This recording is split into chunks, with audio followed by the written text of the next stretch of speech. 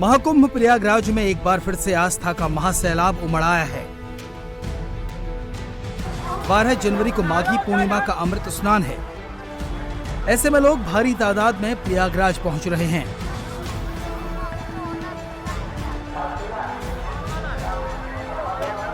महाकुंभ नगरी पहुंचने वाले सभी रास्ते पूरी तरह से फुल हैं। हाईवे से लेकर प्रयागराज शहर के अंदर तक जगह जगह जाम लगा है। प्रयागराज आने वाले सभी 7 रास्तों पर इस वक्त जाम लगा हुआ है। प्रयागराज में चारों तरफ से श्रद्धालु आ रहे हैं। फाफा मऊ, झूसी, नैनी सब जगह जाम है। सड़कों पर गाड़ियों की रफ्तार थम गई है। 3 प्रमुख स्नान पूरे होने के बाद भी महाकुंभ में श्रद्धालुओं की भारी भीड़ उमड़ रही है। हालात बेकाबू हो रहे हैं। पुलिस प्रशासन के इंतजाम भी नाकाफी साबित हो रहे हैं। प्रयागराज की सीमा से सटे कई जिलों में भयंकर जाम है। मध्य प्रदेश, बिहार, छत्तीसगढ़ समेत तमाम प्रदेशों से आने वाले श्रद्धालुओं का रेला लगा हुआ है। महाकुंभ में महाजाम से निपटने के लिए सीएम योगी आदित्यनाथ ने खुद इसकी कमान संभाल ली है। सोमवार शाम सीएम योगी ने प्रयागराज के आसपास के जिलों के डीएम, एसएसपी और कमिश्नर के साथ हाई लेवल की मीटिंग की। इस बैठक में प्रयागराज, कौशाम्बी, कानपुर, सुल्तानपुर, अमेठी, वाराणसी, अयोध्या, मिर्जापुर, जौनपुर, चित्रकूट, बांदा, प्रतापगढ़, भदोही, रायबरेली, गोरखपुर, महोबा और लखनऊ के अधिकारी शामिल हुए। बैठक के दौरान सीएम योगी ने खुद अफसरों के साथ बैठकर जाम से निपटने का रूट मैप तैयार किया। साथ ही सीएम योगी ने प्रयागराज से लगे सभी जिलों के अधिकारियों को आदेश दिया, ट्रैफिक और क्राउड मैनेजमेंट शुरू करें। महाकुंभ के रास्तों पर जाम न लगे, पार्किंग स्थलों का सही इस्तेमाल हो, सड़क किनारे गाड़ियां पार्क न हो, पार्किंग स्थल से मेले तक शटल बसें चलें। महाकुंभ में इस वक्त हालात ऐसे हैं कि सड़कों पर गाड़ियों और पैदल चलने वाले यात्रियों को मिनटों की दूरी घंटों में तय करनी पड़ रही है। श्रद्धालु कई किलोमीटर पैदल चल रहे हैं। माघ पूर्णिमा से पहले महाकुंभ में महाजाम की स्थिति देखी जा रही है। संगम नगरी प्रयागराज में इस वक्त मैं मौजूद हूँ। महाकुंभ चल रहा है। 3 अमृत स्नान हो चुके हैं और चौथा अमृत स्नान 12 तारीख को होगा। लेकिन उससे पहले आज की रात की जो तस्वीरें हैं वो आपके सामने है। श्रद्धालुओं के आने का सिलसिला लगातार जारी है। ये छिवकी रेलवे स्टेशन के अलावा नैनी रेलवे स्टेशन से जो भी श्रद्धालु आ रहे हैं वो इसी रास्ते से आ रहे हैं और इसी रास्ते से जा भी रहे हैं। ये अरेल घाट की तस्वीरें आप देख रहे हैं। ये इस तरफ देखिए, प्रधानमंत्री नरेंद्र मोदी जब से अरेल घाट में स्नान करके गए हैं उसके बाद से इस घाट में श्रद्धालुओं की संख्या में बेहद इजाफा हुआ है और लगातार श्रद्धालुओं का यहां पहुंचना भी जारी है। देखिए आप, जो श्रद्धालुओं का तांता है वो लगातार जारी है, रुक नहीं रहा है। पुलिस का जो पहरा है, जो बैरिकेड्स लगाए गए हैं वो खड़े हैं। और अगर इस इलाके की बात की जाए तो इसे नो व्हीकल जोन घोषित किया गया है, यानी कि यहाँ गाड़ियों की आवाजाही प्रतिबंधित है। सिर्फ 2 व्हीलर यहाँ आ सकते हैं और जो प्रशासनिक गाड़ियाँ हैं, जिन गाड़ियों के पास वीआईपी पासेस हैं, वही गाड़ियाँ आ सकती हैं। इसके साथ ही सीएम योगी के आदेश पर ADG law and order Amitabh Yash Prayagraj पहुँच गए हैं। अमिताभ यश अब माघी पूर्णिमा स्नान की कमान संभालेंगे। साथ ही 28 अफसरों को प्रयागराज भेजा गया है जो अगले आदेश तक प्रयागराज में ही रहेंगे। सीएम योगी ने माघी पूर्णिमा के स्नान के लिए भी आदेश जारी किए हैं। सीएम ने कहा है कि माघी पूर्णिमा स्नान पर सावधानी बरतें। सभी व्यवस्था बसंत पंचमी जैसी लागू हो। बच्चों, बुजुर्गों और महिलाओं का सहयोग करें। मेला क्षेत्र पूरी तरह से नो व्हीकल जोन रहे। हर श्रद्धालु को सुरक्षित स्नान कराया जाए। यूपी के साथ एमपी में भी प्रयागराज जाने वाले श्रद्धालु जगह जगह जाम में फंसे हुए हैं। सतना, रीवा में कई जगह पर 2 से 3 किलोमीटर लंबा जाम है।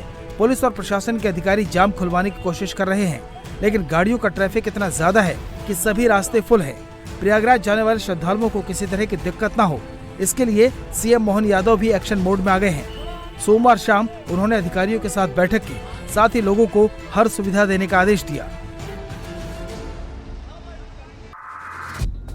माना जा रहा था कि 3 अमृत स्नान और नागा साधुओं की विदाई के बाद भीड़ कम होगी, लेकिन इस बार श्रद्धालुओं का रेला बढ़ता चला जा रहा है। मध्य प्रदेश, गुजरात, महाराष्ट्र और दक्षिण भारत से आने वाले श्रद्धालु यूपी और एमपी के बॉर्डर पर जाम में फंसे हुए हैं। रीवा से आने वाले रास्ते पर 2 से 3 किलोमीटर लंबा जाम है।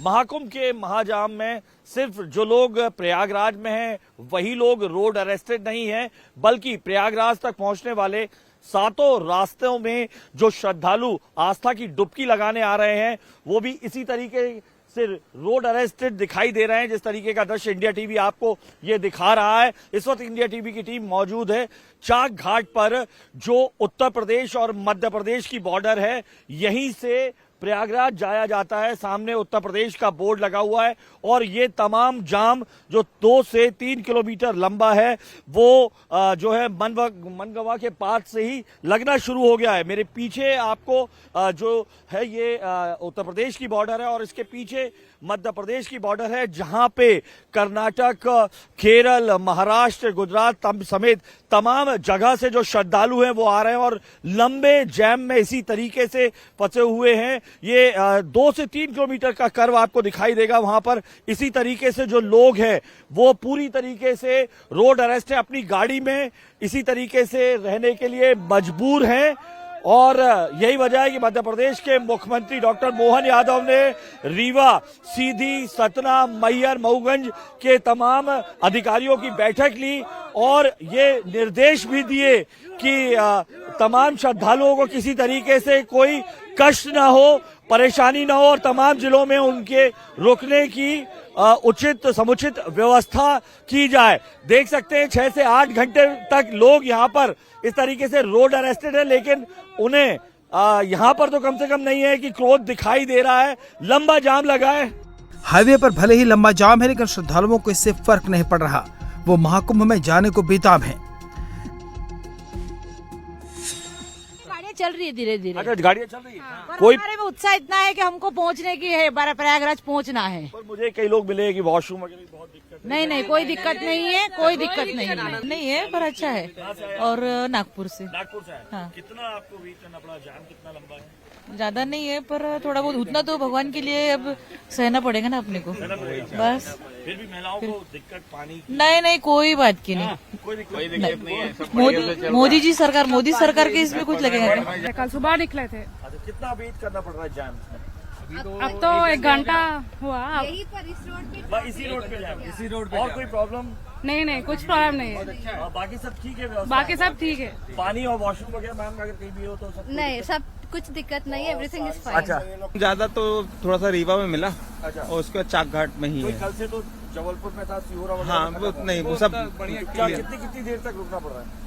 15-20 नहीं ज्यादा देरी। चाक घाट में 1 घंटा नहीं देरी का ऐसा कुछ नहीं। बाकी होटल ढाबे सब खुले हुए हैं और सुविधा ठीक है, कोई ऐसा प्रॉब्लम नहीं है। कहाँ जा रहे हैं आप? मेरा कर्नाटक से आया है। कर्नाटक से? यस, कर्नाटक से। कितना देर जाम लगा? जाम लगा तो देखो सर, अब तक उधर आए थे 6-7 घंटा हुआ। ठीक है। अब इधर से कितना घंटा होता नहीं मालूम।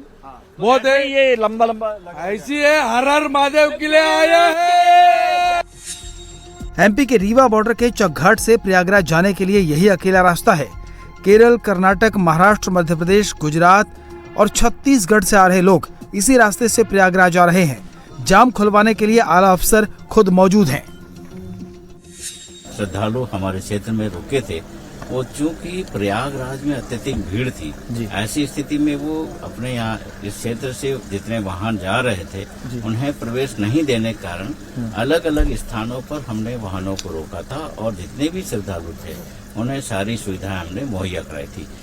एक साथ अत्यधिक वाहन ना हो जाएं, इसके लिए हमने अलग अलग होल्डिंग एरियाज बना दिए थे, जैसे चाक घाट पे, गंगेव में, रायपुर, कुर्सिलिया, अमरपाटन, मैहर, बेला, इस तरह से अलग अलग स्थानों पर हमने यात्रियों को ठहरने की समुचित व्यवस्था की थी। वहीं पर वाहन रुक रहे थे और जो हमने सुविधाएं दी थी, चाहे वो पेयजल की सुविधा हो, ठहरने की व्यवस्था हो, भोजन की व्यवस्था हो या टॉयलेट की सुविधा, सारी सुविधाएं थी, उनका उन्होंने उपयोग किया।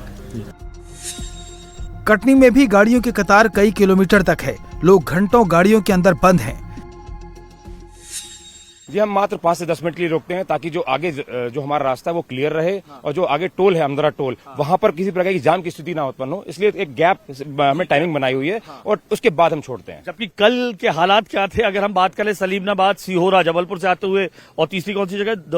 गौशलपुर, सलीमनाबाद, सीहोरा, ये पूरी रोड जैम पूरी जैसे कि हम आपको बताएं कि जैसे हमें यहाँ में सूचना प्राप्त हुई, तत्काल हमारे पुलिस अधीक्षक महोदय द्वारा जबलपुर पुलिस अधीक्षक महोदय, सिवनी पुलिस अधीक्षक महोदय संपर्क किया गया। एक टीम वर्क के साथ हमने काम किया, अलग अलग जगह चेक पोस्ट बनाए और चेक पोस्ट बनाने के बाद एक सिस्टम के साथ हमने गाड़ियों को रोका ताकि जो जाम है उसको हम कम से कम रखें।